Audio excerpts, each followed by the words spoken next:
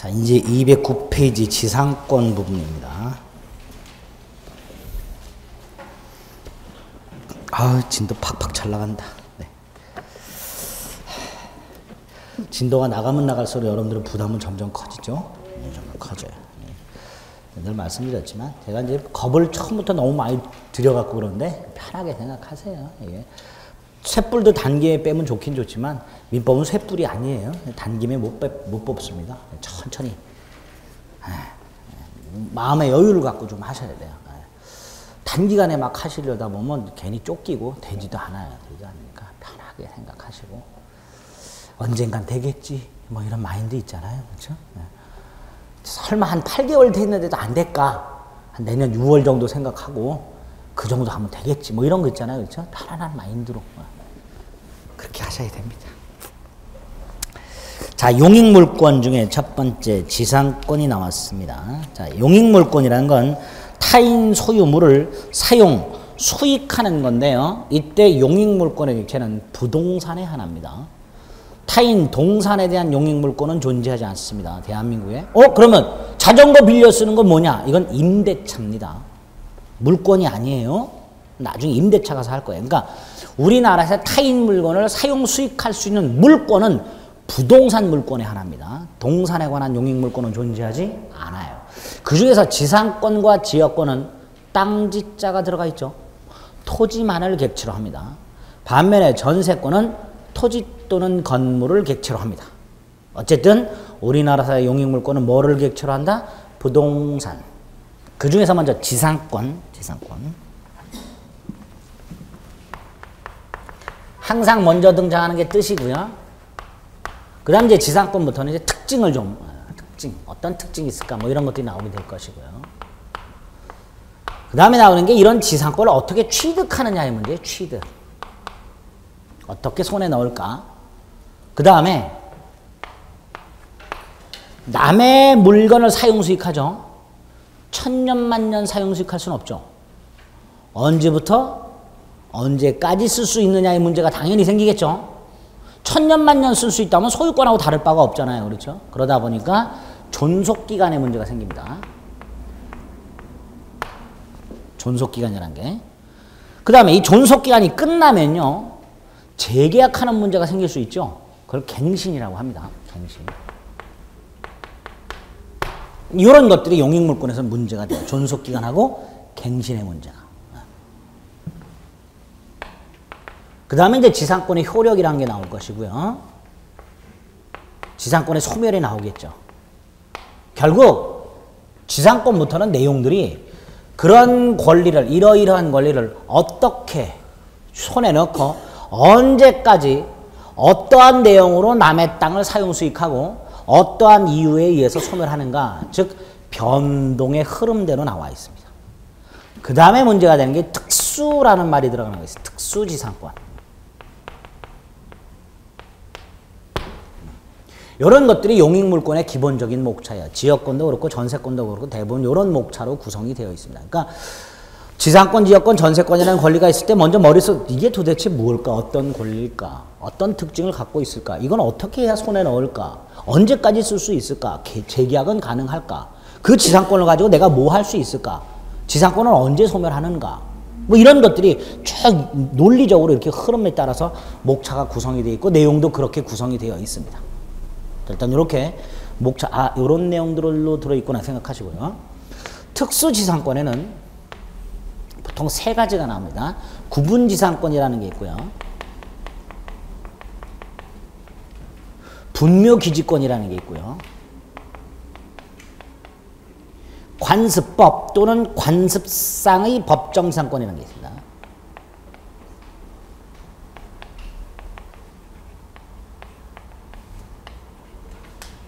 세 가지 경우가 있습니다. 세 가지 경우가. 얼핏 들어보신 경우 있죠? 분묘기지권 들어보셨죠? 이런 내용들로 구성이 되어 있습니다. 먼저 지상권의 뜻을 정확하게 좀 이해하셔야 되는데 우리나라는 토지와 건물을 별개의 부동산으로 취급한다 그랬죠. 그럼 당연히 토지 소유권과 건물 소유권이 따로 존재하죠. 이때 그 토지 소유권자와 건물 소유권자가 반드시 동일인이어야 되느냐? 아니에요. 굳이 토지와 건물을 별도로 부동산으로 취급한 이유는 토지 소유권자와 건물 소유권자가 다를 수도 있다라는 걸 전제로 해서 구별을 한 거예요. 만약에 토지 소유권자와 건물 소유권자가 항상 동일해야 한다면 토지와 건물을 별도의 부동산으로 취급할 이유가 없습니다. 그래서 토지와 건물을 별도의 부동산으로 취급한다는 것은 토지 소유권과 건물 소유권을 별개로 인정한다는 것에서 더 나아가서 토지 소유자와 건물 소유자가 다를 수도 있다는 이때 건물 소유자와 토지 소유가 다르다면 당연히 건물 소유자는 땅에 대해서 소유권이 없으니까 다른 권리가 있어야 그 땅을 사용할 수 있게 되는 거예요. 그렇죠? 그러기 위해서 마련된 게 지상권입니다. 지상권의 뜻은요, 타인 토지에서 내 땅이 아니라 남의 땅에서 건물이나 공작물이나 수목 따위를 소유할 목적, 목적이 딱 정해져 있어요. 이렇게 건물, 공작물, 수목 따위를 소유할 목적으로, 그걸 내 땅이 아니라 남의 땅에서 그걸 소유할 목적으로 그 타인 토지를 사용 수익하는 권리입니다.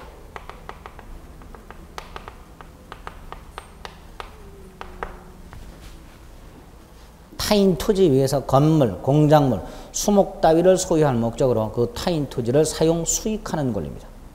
이거를 뒤집어서 이해하시면 안 돼요. 지상권이란 타인 토지를 사용 수익하여 건물 따위를 소유하는 권리, 그러면 안 돼요. 큰일 나요. 목적과 수단이 달라지면 안 됩니다. 사용 수익이 수단이고요. 요게 목적이에요. 요게 목적이고 요게 수단입니다. 아시겠죠? 사용 수익하여 소유하는 권리가 아니라 소유할 목적으로 사용하는 권리예요. 그러니까 내가 지금 건물을 소유할 목적으로 다른 사람 소유 땅을 파고 있는 것도 지상권의 내용입니다.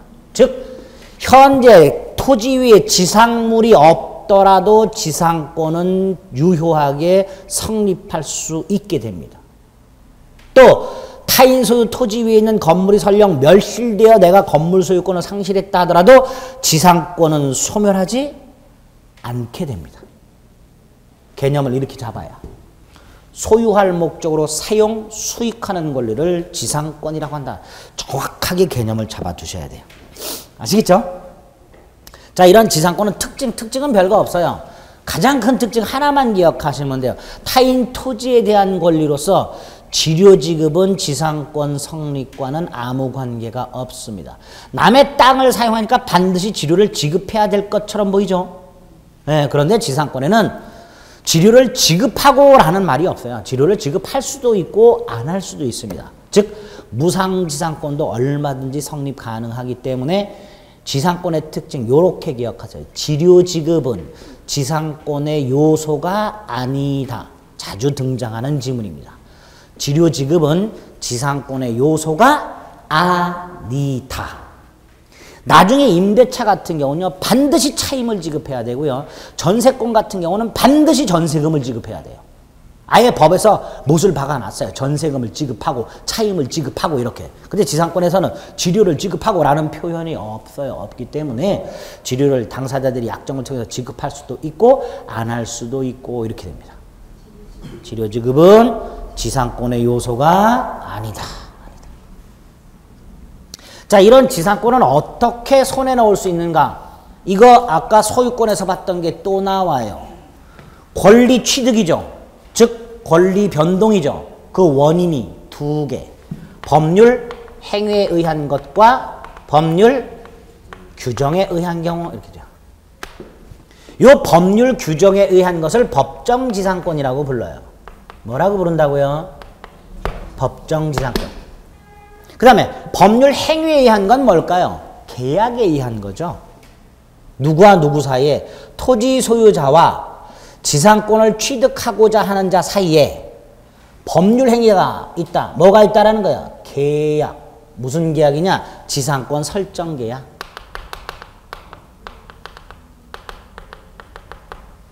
토지 소유자하고 지상권을 취득하고자 하는 자가 계약을 맺어요. 그런데 이것만 갖고는 지상권이 성립하지 않아요. 왜? 우리 지난 시간에 186조를 본 게 있어요. 법률 행위에 의한 부동산 물권의 변동은 등기해야만 효력이 있다. 그랬죠? 법률 행위에 의한 부동산 물권이죠. 이게 성립하려면 뭐까지 해라? 등기까지. 그래서 지상권을 취득하는 방법이 두 개입니다. 법률 행위한 취득과 법률 규정에 한 취득이 있는데 법률 행위한 취득이란 계약을 통한 취득이고요.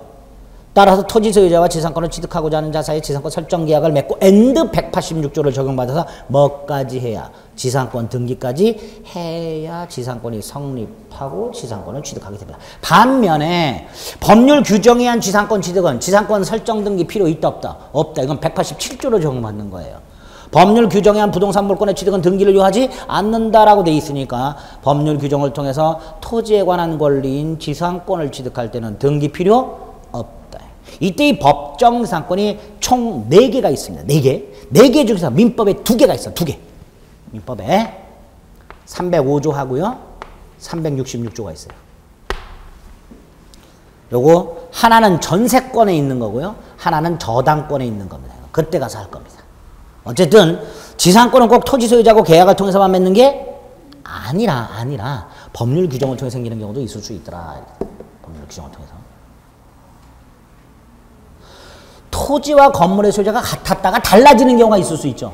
예컨대 토지와 건물이 있는데 건물은 낡아가지고 땅만 담보로 제공하고 저당권을 설정해놨어요. 땅에 나가면. 그럴 수 있죠. 갑수유 땅, 갑수유 건물이 있는데 갑이 땅하고 건물을 담보로 제공하고 돈을 빌리는데 건물은 낡았고 담보 가치가 없어. 땅만 담보로 제공하고 돈을 빌려서 여기다가만 저당권을 설정해서. 그럴 수 있죠. 근데 갑이 돈을 안 갚아. 그럼 뭐만 경매돼요? 땅만 경매돼요. 그럼 토지와 건물의 소유자가 같았다가 저당권이 실행됨으로써 토지와 건물의 소유자가 달라졌죠. 갑, 건물 철거당해야 되죠. 왜? 갑은 토지 소유자하고 계약을 맺은 적이 없단 말이야. 그렇죠. 그럼 갑은 이론상 남의 땅에 무단으로 건물을 갖고 있는 상황이에요. 그렇죠. 이때 이 건물 철거를 막기 위해서 법이 갑에게 지상권을 인정을 해줍니다. 이게 366조 지상권이에요. 이렇게 토지와 건물의 소유자가 같았다가 달라지게 되는 경우 건물 소유자에게 법률이 지상권을 인정해 주는 경우가 있습니다. 그게 2개예요. 요 경우와 요 경우. 이런 걸 뭐라고 부른다? 법정 지상권. 그 중에 366조를 지금 미리 설명드린 겁니다. 토지와 건물의 소유자가 같은 상태에서 저당권이 설정이 되어 있다가 그게 실행이 되어 토지와 건물의 소유자가 달라지게 되는 경우에 건물 소유자가 취득하게 되는 토지에 대한 권리, 법정 지상권, 이런 것들이 있게 됩니다. 그렇죠? 일단은 지상권 취득은 이렇게 2가지 방법이 있고 특히 법률 규정에 한 취득, 법정 지상권이라는 놈이 2개가 있더라. 당연히 이게 분쟁이 많아요. 왜? 토지 소유자 입장에서는 느닷없이 건물 소유자가 지상권을 취득하는 거고요. 건물 소유자 입장에서는 지상권을 취득하지 못하면 건물을 철거해야 되는. 그래서 토지와 건물의 소유자 사이의 이해관계가 첨예하게 대립되는 게 이 법정 지상권 영역입니다. 다툼도 많고 대법원 판례도 무지막지하게 쌓여 있습니다. 또 우리나라 영미법처럼 토지와 건물을 동일한 부동산으로 하나의 부동산으로 취급을 해야 이런 복잡한 걸 공부 안 하게 되는데 우리나라는 이래. 어쨌든 이런 문제의식을 하나 갖고 계시자. 자, 3번째로 존속기간 및 갱신이 나오는데요. 이거 틀 잡을 필요가 있습니다. 민법상 존속기간이라는 게 2가지 유형이 있습니다. 민법상 존속기간이라는 게 하나가 최단 존속기간이라는 게 있고요. 하나가 최장 존속기간이라는 게 있습니다. 최단 존속기간이란 몇 년보다 단축하지 못한다. 몇 년보다 단축하지 못한다. 짧게 하지 못한다. 예를 들어서 30년보다 단축하지 못한다. 당사자들이 기간을 정할 때 30년보다 단축하지 못한다 그러면 최소 몇 년을 해야 돼요? 최소 30년. 30년보다 단축하지 못하니까 만약에 25년 했다 30년으로 연장을 시켜버려요. 그럼 결국 최단 존속기간이란 그 기간만큼을 보장해 주겠다라는 취지예요. 그렇죠? 네? 잘 생각해 보세요.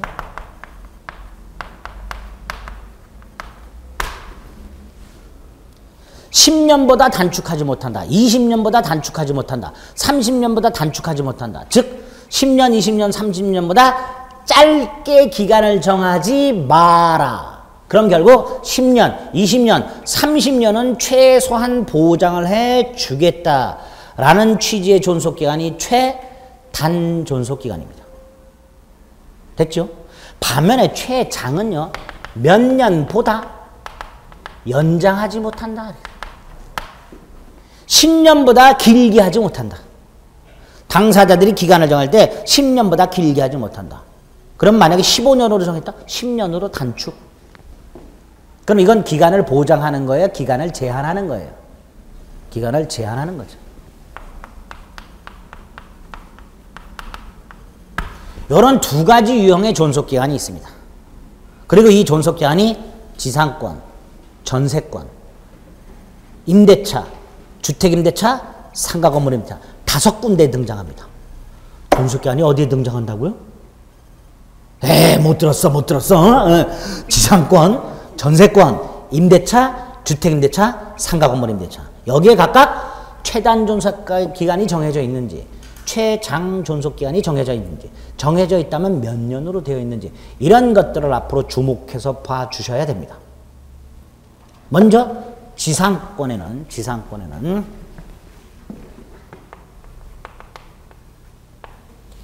지상권의 목적이 건물 따위나 수목 따위를 소유할 목적이죠.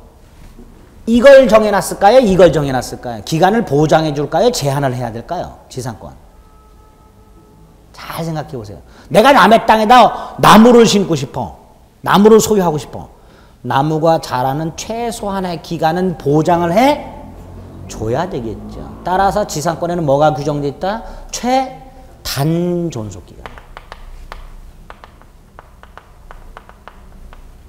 이게 3개가 있어요. 30년, 15년, 5년이 있어요. 30년, 15년, 5년은 어떻게 구별하는가? 30년은 견고한 건물이나 수목 소유 목적 지상권이고요. 15년은 견고한 건물 이외의 건물, 주로 목조 건물 소유 목적이고요. 5년은 건물 이외의 공작물 소유 목적이에요. 그러면 예를 들어서 갑소유 땅에서 을이 수목을 소유하고 싶어. 몇 년이 보장되는 거예요? 최소한 30년이 보장이 되는 겁니다. 그래서 30년보다 단축하지 못한다. 15년보다 단축하지 못한다. 5년보다 단축하지 못한다. 이렇게 되어 있습니다. 두 번째로 기간을 정하지 않아도 괜찮아요. 자신이 타인 소유 토지에서 소유하고자 하는 지상물의 종류와 구조에 따라서 30년, 15년, 5년으로 기간을 딱 정해줍니다. 예.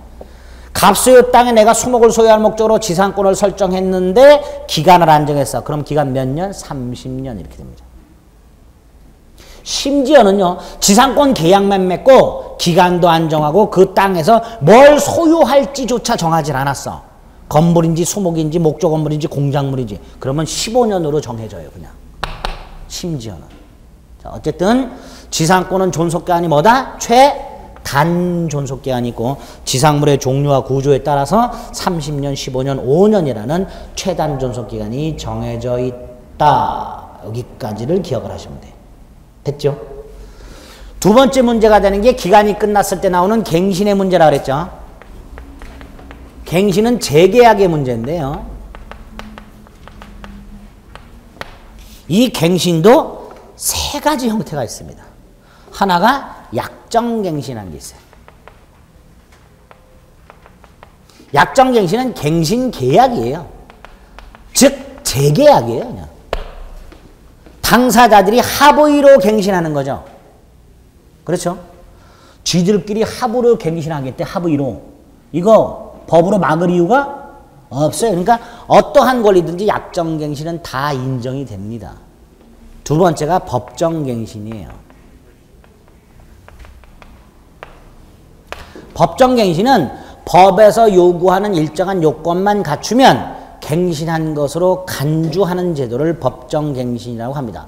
당사자들이 갱신에 합의한 적이 없어요. 없음에도 불구하고 갱신하는 것으로 간주해버리는 걸 법정갱신 또는 묵시적 갱신 이렇게 불러요.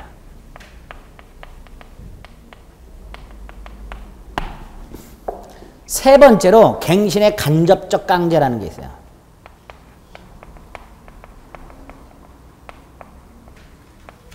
예를 들어서요. 계약기간이 끝났어요. 한쪽이 갱신을 청구합니다. 상대방은 거절할 수 있죠. 예? 예를 들어서 토지 소유자와 지상권자가 계약을 맺은데 기간이 끝났어요.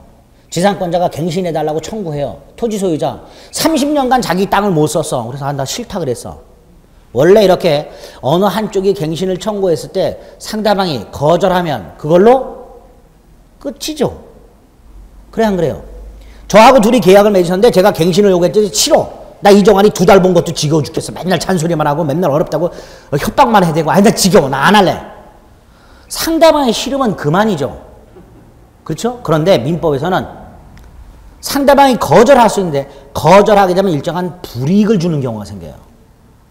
그러면 갱신 청구를 받았을 때 나는 거절하고 싶지만 거절하면 일정한 불이익이 생겨. 그러니까 에이 똥이 더러워서 피하지 무서워서 피하냐 갱신해 줘야지 라는 심적 부담이 생기는 경우가 있을 수 있죠. 그런 걸 갱신의 간접적 강제수단이라고 해요.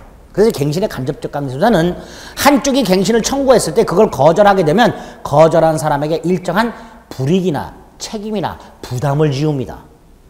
이런 걸 갱신의 간접적 강제수단이라고 하는데 지상권의 규정이 있어요. 지상권자가 존속기한이 끝났을 때 갱신을 청구를 해요. 이때 토지 소유자는 거절할 수도 있어요. 거절을 해요. 만약에 갱신을 청구했을 때 오케이 하면 약정갱신으로 가는 거예요. 그렇죠? 근데 만약에 갱신 청구에 거절했어. 그러면 지상권자는 이때다! 지상물 매수를 청구할 수 있어요.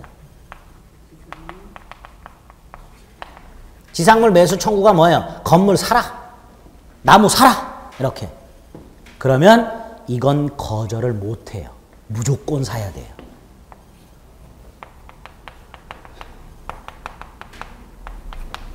그러니까 토지 같은 경우 내가 내 땅에다 지상권을 설정을 해놨는데 나중에 지상권자가 기간 끝났을 때 갱신을 청구하면 나는 딜레마에 빠져요.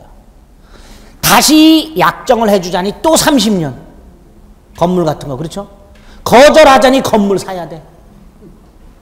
이런 걸 갱신의 간접적 강제수단 이렇게 불러요.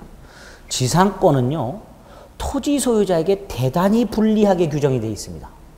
지금 보셔서 알겠지만 최단 존속기한이 있어요. 일단 수목소유 목적으로 지상권을 설정해주면 최소 30년은 나는 땅을 사용 못해요. 거기서 끝나는 게 아니야. 갱신 청구에서 거절하면 사야 돼. 건물을.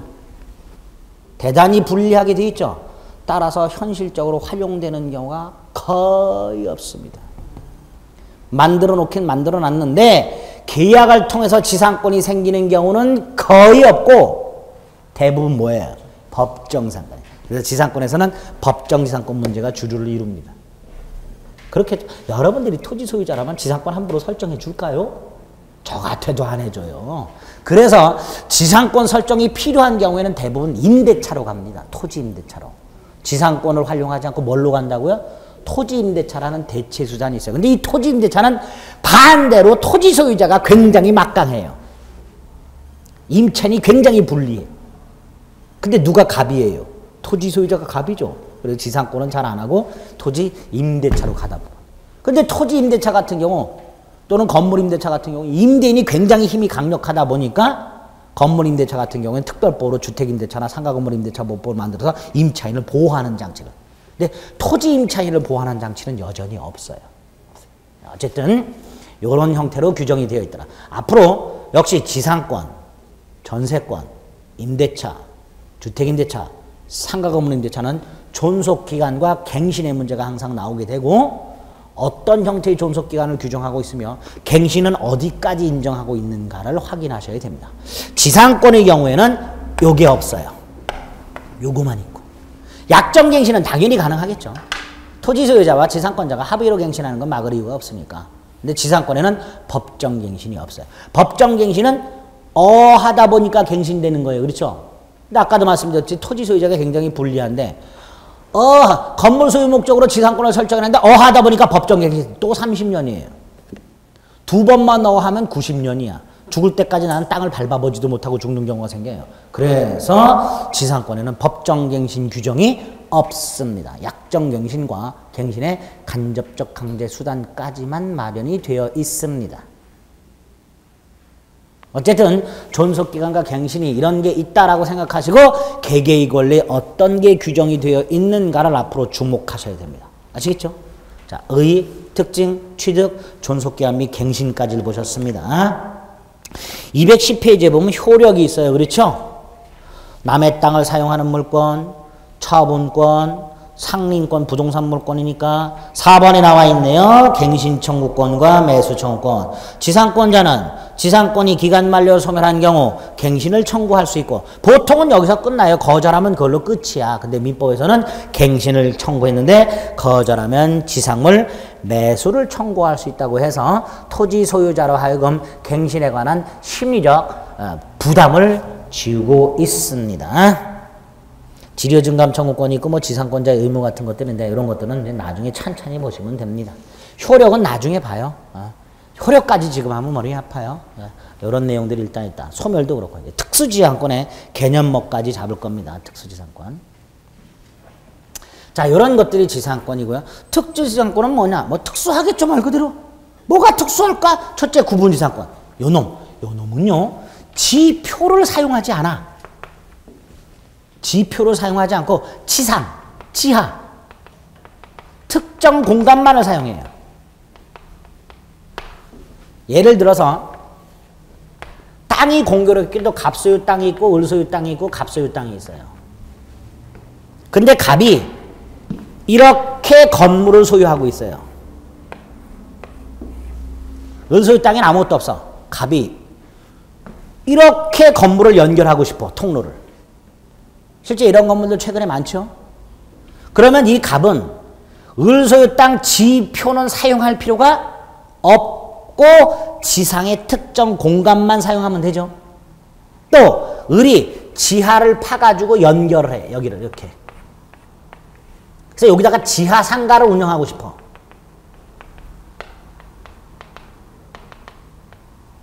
그럼 밑에 지하 상가의 경우에도 지표는 사용할 필요 없고 지하의 특정 공간만 사용하면 되죠. 이걸 목적으로 설정하는 지상권을 뭐라고 한다? 구분지상권. 지표 사용 수익을 배제한 채 지하나 지상의 특정 공간만을 사용 수익할 것을 목적으로 하는 지상권 이렇게 됩니다. 이런 사람한테 땅표, 지표만까지 사용하라 그러면 쓸모없는 걸 뭘 사용해? 그렇죠? 필요 없기 때문에 구분지상권 이런 걸 만들어놨어요. 만들어 놓고 봤더니 주목하세요. 아까 지상권은 건물이나 공작물이나 수목 소유 목적인데 구분지상권은 뭐 소유 목적으로는 못해요. 이거 목적으로는 절대로 할 수가 없어요. 그렇죠? 공중에 둥둥 띄워서 나무를 기를 수도 없고 지하에서 나무를 기를 수도 없다는 게 법적인 관점이에요. 그래서 구분지상권은 수목 소유 목적으로는 설정할 수 없다. 요걸 주목하시면 돼요. 구분지상권의 의미 특징입니다. 딱 그 두 가지만 오늘 기억하시면 돼요. 자, 이게 첫 번째 특수지상권이고요. 두 번째로 분묘기지권이 나왔습니다. 자, 분묘기지권.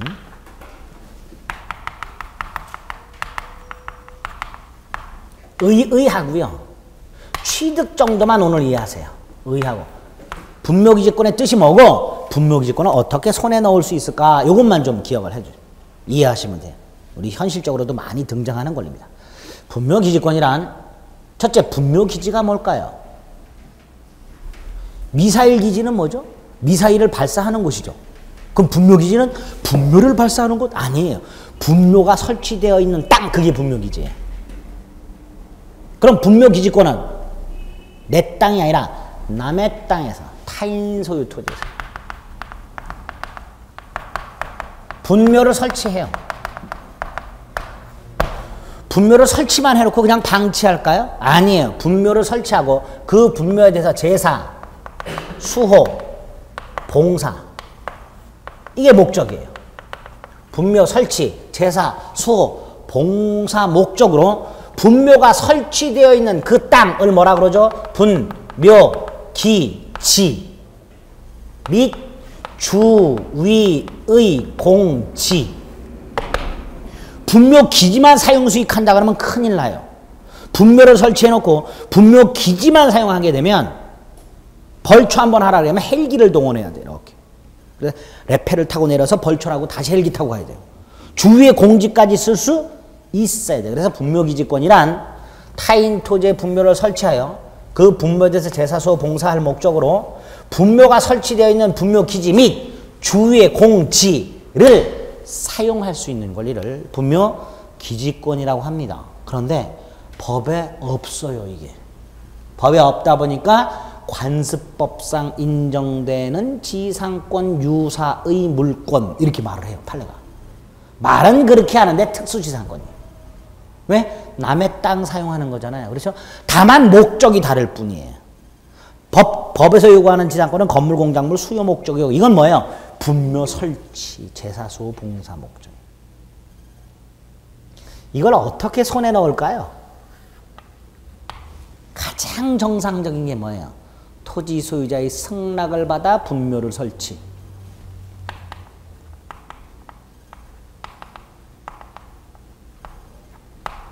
쉽게 말하면 토지 소유자하고 계약 맺는 거예요. 그렇죠? 지료 주고 뭐 이렇게. 근데 토지 소유자 누가 와서 당신 산에다가 우리 아버님 묘지를 좀 씁시다. 돈은 줄 테니까. 물론 쓸모없는 산이라면 오케이 하는 사람들도 있겠지만 일단 내 땅에 돈을 얼마 주든 남의 묘지가 있는 건 별로 기분 안 좋아요. 그러니까 이런 경우는 별로 없어요. 물론 이렇게 해서 성립하는 게 가장 정상적이에요. 우리 갑한테 가갖고 야, 네 땅에다 우리 아버지 묘지 좀 쓰자 그랬더니 갑이 이런지하에 거절합니다. 큰일 났어요. 빨리 묘지를 써야 되는데 에라 모르겠다 무단 설치해요. 몰래 20년 지나 시흐치득 남의 땅에 묘지를 설치하고 20년 지나면 분묘기지권을 취득하기 때문에 그 후부터는 더 이상 토지 소유자는 함부로 이장하라고 요구할 수가 없습니다. 이렇게 취득합니다. 두 번째. 세 번째가요. 갑소유 땅이 있어요. 이 갑이 자기 땅에다가 분묘를 설치합니다. 갑소유 토지에 갑이 분묘를 설치 하고 땅만 팔아요.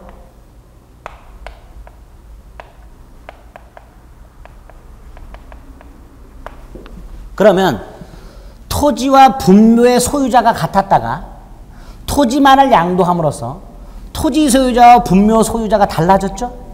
분묘 소유자에게 분묘기지권을 인정을 해버려요. 마치 뭐하고 똑같아요? 법정지상권. 토지와 건물의 소유자가 같았다가 달라졌어? 건물 소유자에게 뭘 인정했어? 법정상권을 인정한 거와 유사하게 토지와 분묘를 설치하여 소유하고 있는 자가 같은 상태에서 토지 소유권만을 양도한 경우 토지 소유자와 분묘 소유자가 달라졌다. 분묘 소유자가 뭘 취득한다? 분묘기지권. 그러니까요. 의뢰 입장에서 특히 임야 같은 거 살 때요. 반드시 현장 가봐야 돼요. 분묘 설치된 게 있는지 없는지 확인 안 하고 나중에 샀다가 가봤더니 묘지가 있어요. 갑한테 찾아갑니다. 이거 뭐냐 그랬더니 우리 아버님 묘지라 그래요. 그럼 우리는 왜 말 안 했냐 그러겠죠. 갑은 말할 의무가 없어요. 반드시 가봐야 되는 거예요. 그러니까 이거 안 했다가 분묘 설치돼 가지고 속 썩는 사람들 많습니다. 이 세 번째. 토지와 분묘 소유자가 같은 상태에서 토지만을 양도한 경우 분묘 소유자가 뭘 취득한다? 분묘 기지권. 세 가지. 세 가지 방법에서 취득하게 됩니다. 이 분묘 기지권은요. 등기도 필요 없어요. 봉분의 형태가 공시 방법이에요. 두 번째로 누가 꼭 누워 있어야 돼요. 우리 장수하시라고 가묘 설치하는 경우 있죠. 이런 건 분묘 기지권 인정 안 됩니다. 평장, 암장, 자연장, 수목장. 자연장, 수목장이 뭐예요? 화장에서 뼈가루 뿌리는 거 이런 거 봉분이 있어요 없어요? 없어요. 이런 것들을 분묘기지권 인정하지 않습니다. 봉분의 형태가 공시 방법이다가 우리 판례의 태도예요. 그 다음에 이 분묘기지권과 관련해서 분묘기지권이 인정되느냐 안 되느냐의 다툼이 있을 것이고요. 두 번째로 분묘기지권이 인정된다면 그 효력 범위가 어디까지냐의 문제가 생기겠죠. 그런데 우리 장사 등에 관한 법률에 의하면요. 개인 묘지 일기당 면적이 20평방미터로 제한이 되어 있어요. 20평방미터면은 한 18평 정도 될까요? 아, 6평 정도 될까요? 그렇죠? 그러면 분묘기지권의 범위도 그 20평방미터를 넘을 수 없느냐? 아니에요. 요 장사 등에 관한 법률에서 말하고 있는 20평방미터는 딱 분묘기지권, 분묘기지의 면적 제한이에요. 분묘기지의 면적 제한이야. 근데 분묘기지권이란 건 분묘기지부로서 어디까지 효력이 미쳐요? 주위의 공지에까지. 따라서 장사 등에 관한 법률에서 개인묘 면적을 제한하고 있다 하더라도 분묘기지권의 효력의 범위가 그 장사 등에 관한 법률에서 정해져 있는 개인묘지 면적 제한 범위 내로 제한되지 않게 됩니다. 그보다 더 넓어지게 됩니다. 구체적으로 어느 정도까지 인정되느냐는 구체서 사정에 따라서 달라요. 한꺼번에 자손들이 와갖고 절할 수 있을 정도의 면적 범위를 얘기하게 됩니다. 그런 것들은 이제 나중에 판례를 간단히 확인하시면 돼요. 어쨌든 분묘기지권이란 이런 거고, 이렇게 취득이 되며 세 번째로 분묘기지권의 효력이 미치는 범위에 문제가 있을 수 있겠구나, 이런 생각하시면 됩니다. 됐죠? 분묘기지권의 개념 잡았고요. 자, 마지막 특수지상권이 관습법상 법정상권이라고 되어 있습니다. 자, 아까요 제가 305조나 366조라는 법정상권이 있다고 그랬죠. 근데 366조는 제가 미리 말씀드렸어요. 토지와 건물이 있고 동일한 소유자예요. 여기에 저당권이 설정이 되어 있다가 이게 실행이 돼서 토지와 건물의 소유자가 달라졌어요. 그럼 건물 소유자가 366조의 토지와 법정상권을 취득한다고 그랬죠. 네? 그런데 이런 경우를 한번 볼까요?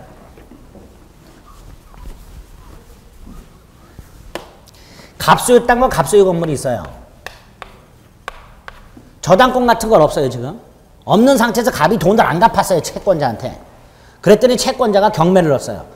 저당권자와 같은 경우는요, 은행 같은 저당권자는 채무자가 돈을 안 갚으면 바로 경매법원에 경매를 넣을 수가 있어요. 이걸 임의 경매라고 불러요. 또는 담보권 실행 경매라고 불러요. 그런데 일반 채권자들은 바로 경매법원에 가면 쫓겨나요. 왜? 그 사람이 채권자인지 아닌지 알 수가 없어요. 그래서 일반 채권자들은 경매법원에 가기 전에 나는 경매할 권리가 있다는 것을 증명하는 서류가 있어야 돼요. 다시 말해서 나는 채권자고 받을 돈이 있고 날짜가 지났다라는 걸 증명할 수 있는 서류가 있어야 경매를 넣을 수가 있어요. 이걸 집행권원이라고 해요. 듣기만 하세요. 옛날에는 일본식 용어로 채무명의라고 했어요. 이 집행권원 채무명의 대표적인 게 뭐 대여금 반환 청구 소송 따위 했을 때 승소 판결 있죠. 그 판결문이 집행권원이 됩니다. 다시 말해서 경매법원 입장에 생각해 보세요.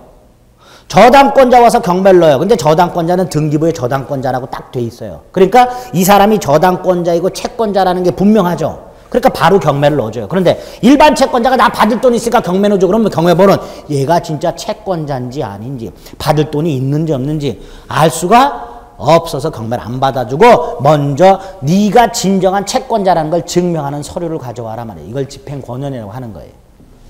다르죠? 저당권 실행매. 이렇게 저당권에 터잡아 경매하는 걸 임의경매라고 하고 일반 채권자가 집행권원이라는 걸 만들어서 경매를 넣는 걸 강제경매라고 합니다.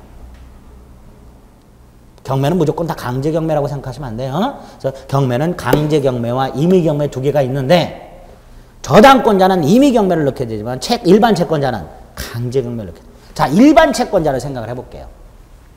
갑에게 돈을 빌려준 을이 있는데 갑이 돈을 안 갚아요. 그럼 얘는 바로 법원에 갈 수가 없고 갑에 대해서 대여금 반환 소송을 제기해서 승소 판결한 다음에 법원을 가겠죠. 그래서 강제경매를 넣었어요. 토지만. 건물은 낡아갖고 강제경매 저거 넣어봐야 뭐 돈도 얼마 안 되고 에이, 시간만 걸릴 것 같아요. 그래서 건물은 내깔려두고 토지만 강제경매를 넣어서 병이 낙찰받았어요. 토지와 건물의 소유자가 같았다가 토지가 강제경매됨으로써 병에게 넘어가서 토지와 건물의 소유자가 달라졌죠. 이때 갑에게 366조 법정상권이 인정될까요? 안 될까요? 좀 전에 토지와 건물의 소유자가 같았다가 달라졌잖아요. 그럴 때 건물 소유자가 법정상권을 취득한다고 그랬죠. 그러니까 이 경우도 이거하고 똑같잖아요. 다시 한번 토지와 건물의 소유자가 같았다가 같은 상태에서 저당권이 설정이 되어 있고 갑이 돈을 안 갚아서 저당권자가 이걸 경매에 넣어서 토지 소유자가 바뀌었어. 토지와 건물 소유자가 달라졌어. 이때 건물 철거를 막기 위해서 건물 소유자에게 366조 법정상권 인정된다 그랬죠. 이거하고 이게 다를 게 뭐가 있어요? 토지 건물의 소유자 같은 상태에서 토지가 강제경매되어 토지 건물의 소유자가 달라졌으니까 갑을 위한 법정상권이 인정돼야 되겠죠. 규정이 없어. 뭐가 없다고? 규정이 없어. 다시 말해서 우리 민법상 토지와 건물의 소유자가 같았다가 어떤 이유에서 이게 달라졌어. 그럴 수 있죠. 토지와 건물의 소유자 같은 상태에서 이게 달라졌어. 뭐 갑, 을로 바뀌었거나 또는 을, 갑으로 바뀌었거나 이렇게. 그럴 수 있죠. 이렇게 토지와 건물의 소유자가 같았다가 달라지게 되는 경우 중에서 딱 두 가지 경우만 법에서 규정을 하고 있어요. 법정상권을. 그 중에 하나가 저당권 실행경매로 달라지는 경우. 이게 366조예요. 근데 이거는 저당권 실행경매가 아니니까 366조가 적용이 안 되고 안 되니까 얘는 법정상권 인정이 안 되고 안 되니까 건물이 철거된단 말이지. 그러면 토지와 건물의 소유자가 같았다가 달라지게 되는 예를 들어서 100가지 경우 중에서 꼴랑 2개만 법정상권이 규정이 되어 있는 거고 나머지 98가지는 법정상권이 인정이 안 돼서 건물이 철거되는 게 우리나라의 현실이란 말이죠. 쉽게 말하면 토지 건물의 소유자가 같았다가 달라지면 대부분의 건물은 다 철거된다 이런 뜻이에요. 건물의 경제적 가치가 토지보다 훨씬 크죠. 그래서는 안 되겠다. 우리 대법원이. 국회의원들이 얼마나 게을르면 꼴랑 이 법조문 2개 가지고 60년을 지금 버티고 있단 말이죠. 민법 만들어질 때부터 딱 이 2가지밖에 없었어요. 그런데 경제가 발전하고 산업이 발전하다 보니까 건물의 값어치가 점점점 커지게 되고 토지 건물의 소유자가 같았다가 달라지는 경우도 무지하게 많아지는데 법이 따라오지를 못해요. 그래서 우리 판례가 광범위하게 이 2가지를 제외하고 이 2가지 법정상권을 제외하고 이렇게 토지와 건물의 소유자가 같았다가 어떠한 이유에선 토지와 건물의 소유가 달라지게 되는 경우 매매 기타 원인을 통하여라고 말을 해요. 우리 판례가.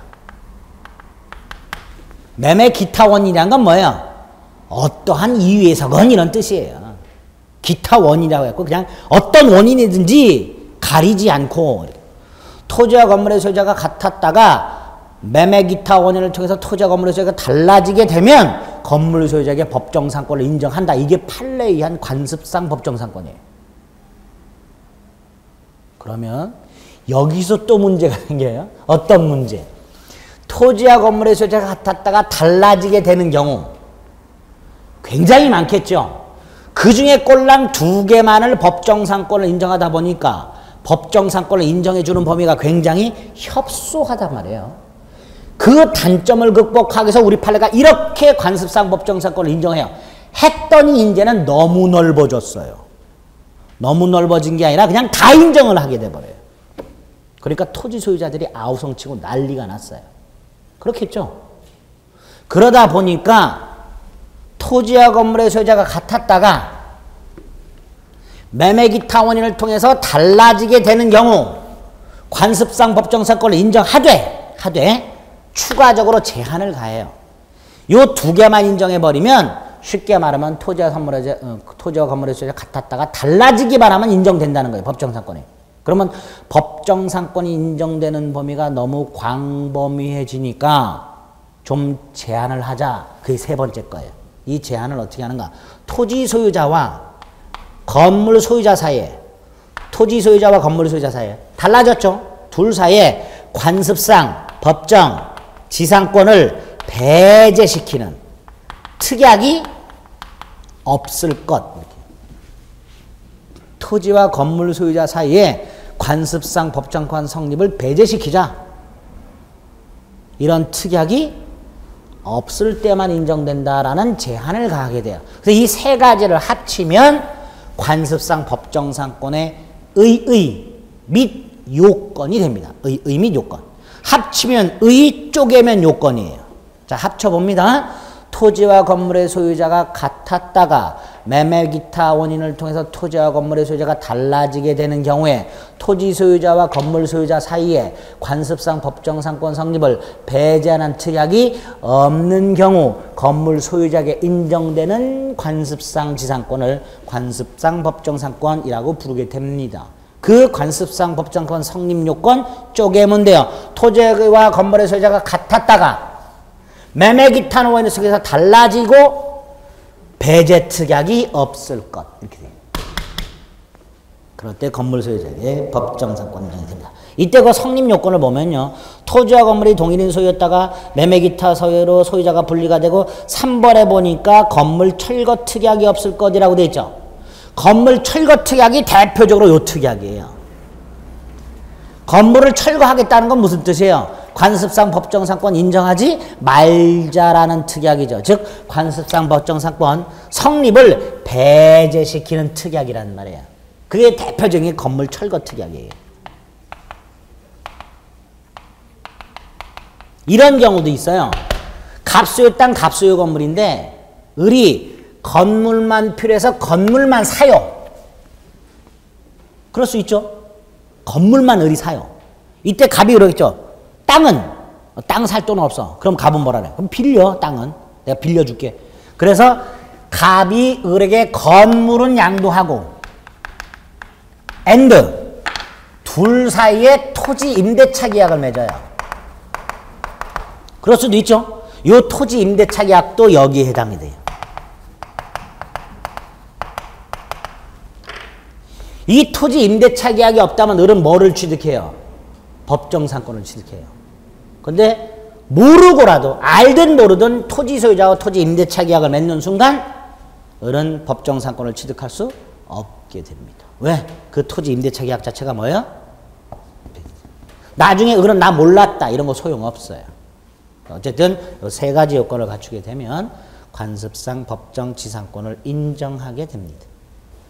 됐죠? 이렇게 세 가지 특수지상권이 있습니다. 자, 용익물권 첫 번째 봤습니다. 네? 네. 지상권 인정이 안 되는 거죠? 그렇죠. 이게 배제된다는 건 이런 특약이 있으면 지상권 인정 안 된다라는 거예요. 네. 요게 여기에 해당이 돼요. 근데 이게 없어야 지상권 인정되니까 요게 있다면 지상권 인정 안 된다라는 거예요. 근데 일단 이걸 머릿속에 박아두셔야 돼요. 왜냐하면요. 이 요건을 둘러싼 판례가 무지하게 많습니다. 한 26개 정도 돼요. 시험에 나오는 게. 예? 그걸 다 아셔야 돼요. 벌써부터 아득해지죠? 걱정 마세요. 제가 외우는 방법을 또 간단하게 정리를 다 해드립니다. 그것만 알면 법정상권 문제는 틀릴래야 틀릴 수가 없어요. 앞으로 시험 보러 가실 때까지 한 10번 이상 반복을 해드릴 겁니다. 아예 머릿속에 새겨드릴 테니까 걱정하지 마세요. 일단 그 전제가 요 요건 3개 외우시는 거예요. 전제가. 근데 여기에서도 곤조를 또 안 외워. 죽어도 안 외우고 요건관에서 판례 얘기하면 이래요. 그러지 마시고 그것만 내용 맞출 수 있습니다. 요건만 딱 머릿속에 넣으세요. 3개. 자꾸 보다 보면 외워집니다. 됐습니다. 자, 이제 지역권을 봅니다. 지역권 간단히 볼 거예요. 지역권은. 시험 문제 아주 많이 나오는 건 아니니까. 역시 의의가 있고요. 특징이 있습니다. 취득이 나오고요. 지역권은 아주 땡큐예요. 존속기간과 갱신에 관한 규정이 전무합니다. 그러니까 존속기간이나 갱신에 관한 내용을 공부할 필요가 없어요. 아주 땡큐입니다. 효력이 나오고요. 소멸이 나올 거고요. 특수지역권이 나옵니다. 요 정도 내용들로 구성이 되어 있는데요. 지역권은 요 특징이 좀 중요해요. 근데 이게 좀 어려워요. 어렵기 때문에 오늘은 지역권의 의의하고요. 특수지역권의 개념만 좀 잡겠습니다. 자, 이런 경우를 한번 생각을 해볼게요. 아까 주의토지통행권에서 봤던 예가 하나 있습니다. 여기가 공로고요. 이 갑소유 땅이고 을소유 땅이에요. 근데 갑소유 땅에서 공로로 출입할 수 있는 통로가 있어요. 이렇게. 통로가 아주 아스팔트도 깔려있고 널찍하게 개설이 되어 있는데 1시간 걸려. 갑은 버스 한번 타러 나가려면 1시간을 걸어가야 돼. 그런데 을소유 땅을 샥 지나면 1분 걸려요. 을소유 땅을 지나가면 굉장히 편리하죠. 예?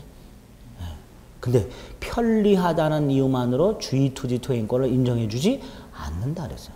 그럼 갑은 을소유 땅을 통행하려면 어떤 방법이 있을까요? 방법. 을하고 계약 맺는 거예요. 뭐라고? 네 땅 일부를 내가 좀 쓰자.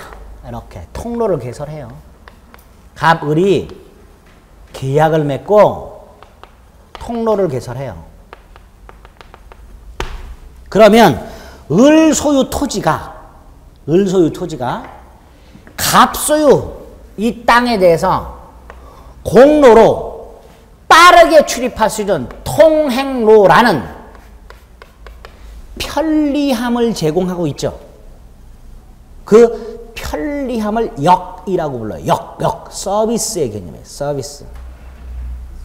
이때 지역권이란 이런 겁니다.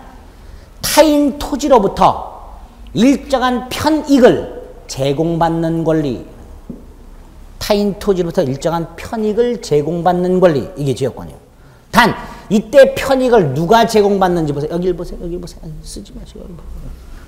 지금 갑이 을과 계약을 맺고 갑 소유 땅에다 통로를 이렇게 멋있는 거 1분 내에 갈 수 있는 통로를 개설했죠. 갑이 여기에 대해서 지역권을 갖겠죠. 네? 이때 이 통로를 갑만 통행할 수 있어요. 갑의 가족이나 갑의 친척, 갑의 친구, 심지어 택배 하시는 분들도 통행할 수 있어요? 없어요? 있죠. 그럼 결국 이 을소유 땅에 대한 갑의 지역권은 갑이라는 사람을 위한 게 아니라 이 토지를 위한 거, 토지. 땅을 위한 거예요.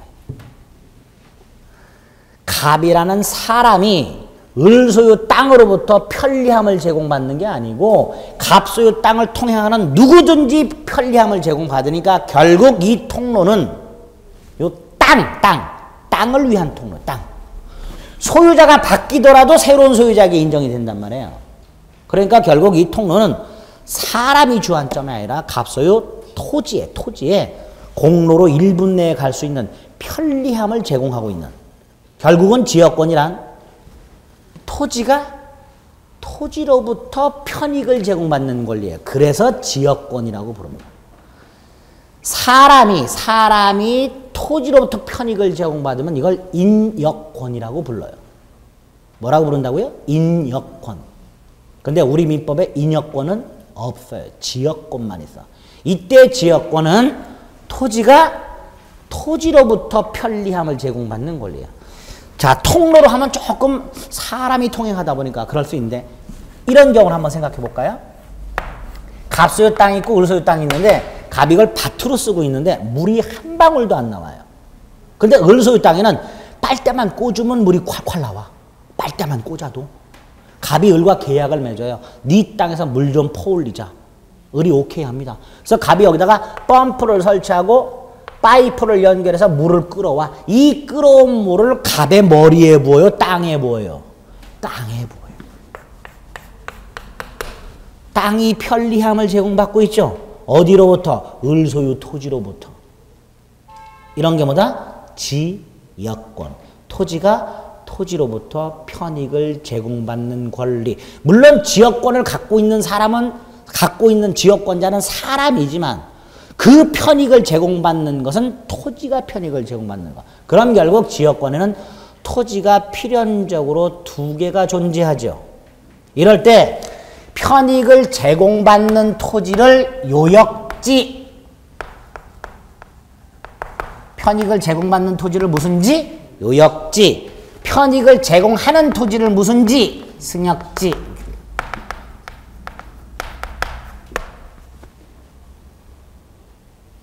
이렇게 두 가지 땅이 존재하게 됩니다. 이때 그림을 보시면 알겠지만 요역지는 일필토지 전부여야 되지요.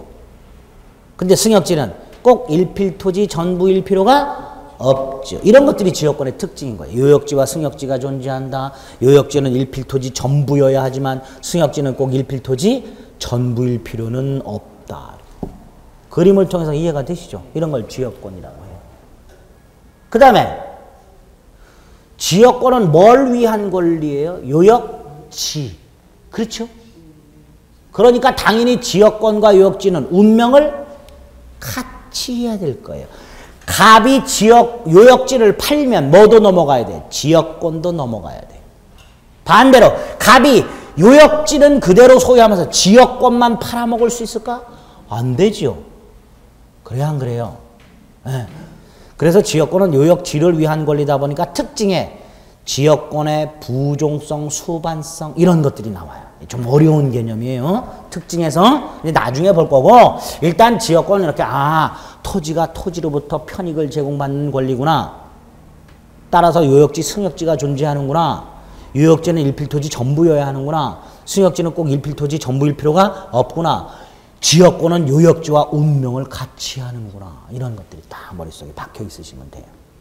됐죠? 두 번째로 우리 민법상 인역권이라는 게 없다 그랬죠. 근데 요게 좀 이상한 놈이에요. 우리 아주 옛날부터 땔감 같은 거, 또 약초 같은 거 채취하거나 또는 동물들 가서 이렇게 소 같은 거 이렇게 꼴 먹이고 그럴 때 뒷동산 가서 많이 했죠.